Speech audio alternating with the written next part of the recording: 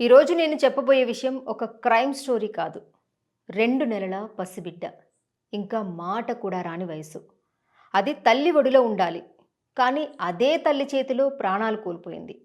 ఇది హైదరాబాద్‌లోని బౌరంపేటలో జరిగిన ఘటన. కానీ ఇది కేవలం ఒక హత్య కేసా? లేక మన సమాజం గమనించని ఒక మానసిక ఆరోగ్య హెచ్చరిక? ఈరోజు మనం సంచలనంగా కాదు, సత్యాలను ప్రశాంతంగా విశ్లేషిద్దాం. ఘటన వివరాలు. ప్రాథమిక సమాచారం ప్రకారం మధ్యప్రదేశ్కు చెందిన మమత అనే 22 ఏళ్ల యువతి రాజేంద్ర ఆదివాసి అనే వ్యక్తిని ప్రేమ వివాహం చేసుకుంది. ఇద్దరూ బౌరంపేటలో నిర్మాణ పనుల్లో కూలీలుగా పనిచేస్తున్నారు. 2 నెలల క్రితం వారికి శిశువు జన్మించింది. అయితే శిశువు తరచూ ఏడుస్తుండడంతో తల్లికి సరైన నిద్ర లేకపోవడం, ఆహారం సరిగ్గా తీసుకోకపోవడం, దీంతో మానసిక ఆందోళన పెరిగిందని సమాచారం. ఒక క్షణిక ఆవేశంతో శిశువును కట్టేసి పొయ్యిలో పడేసిందని ఆరోపణ. భర్త మధ్యాహ్నం ఇంటికి వచ్చి చిన్నారిని బయటకు తీసే సమయానికి చిన్నారి మృతి చెందినట్లు తెలుస్తుంది.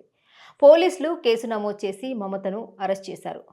పోస్ట్ పార్టం సైకోసిస్ అంటే ఏంటి? ఇక్కడ ఒక ముఖ్యమైన విషయం వస్తుంది. పోస్ట్ పార్టం సైకోసిస్ ఇది చాలా అరుదైన కానీ తీవ్రమైన మానసిక సమస్య. ప్రసవం తర్వాత కొన్ని రోజులలో లేదా వారాలలో ప్రారంభమవుతుంది. లక్షణాలు: భ్రమలు, వాస్తవం అవాస్తవం తేడా తెలియకపోవడం, తీవ్ర డిప్రెషన్, కొన్నిసార్లు శిశువుకు హాని చేసే ఆలోచనలు. ఇది సాధారణ బేబీ బ్లూస్ కాదు, ఇది అత్యవసర వైద్య పరిస్థితి. సరైన చికిత్స ఉంటే కోలుకోవచ్చు, కానీ గుర్తించకపోతే ప్రమాదకరం. సమాజం ఎక్కడ తప్పుతుంది? ఇప్పుడు మనం ప్రశ్నించాల్సింది ఆ తల్లి పరిస్థితిని ఎవరైనా గమనించారా? కూలీ జీవితం, ఆర్థిక ఒత్తిడి, సపోర్ట్ సిస్టమ్ లేకపోవడం. ప్రసవం తర్వాత మహిళలకు మానసిక కౌన్సిలింగ్ జరుగుతుందా? అంగన్వాడీ ఆరోగ్య కార్యకర్తలు రెగ్యులర్ ఫాలో అప్ చేస్తున్నారా? మన సమాజంలో నిద్రపోనివ్వని బిడ్డ గురించి మాట్లాడతాం, కానీ నిద్రపోలేని తల్లి గురించి మాట్లాడుతున్నామా? మరి చట్టపరమైన కోణం? ఇది ఐపీసీ ప్రకారం హత్య కేసు. కానీ ఒకవేళ వైద్యపరంగా మానసిక స్థితి అస్వస్థంగా ఉంది అని నిరూపితమైతే చట్టంలో సెక్షన్ 84 ఐపీసీ ఉంది, అన్సౌండ్ మైండ్ డిఫెన్స్. కోర్టు వైద్య నివేదికల ఆధారంగా నిర్ణయం తీసుకుంటుంది. అంటే ఇది న్యాయపరంగా కూడా క్లిష్టమైన కేసు. ఒక పసిబిడ్డ ప్రాణం పోయింది.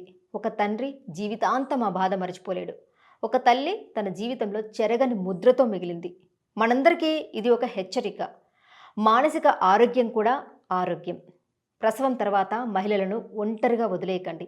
ఈ ఘటన మనకు ఒక పాఠం చెబుతుంది. బిడ్డను రక్షించాలి అంటే ముందు తల్లిని రక్షించాలి. న్యాయం వైపు నిలబడే గలం గంగా ప్రవాహం. For latest updates subscribe to Zee News. ఇది ప్రజా వేదిక.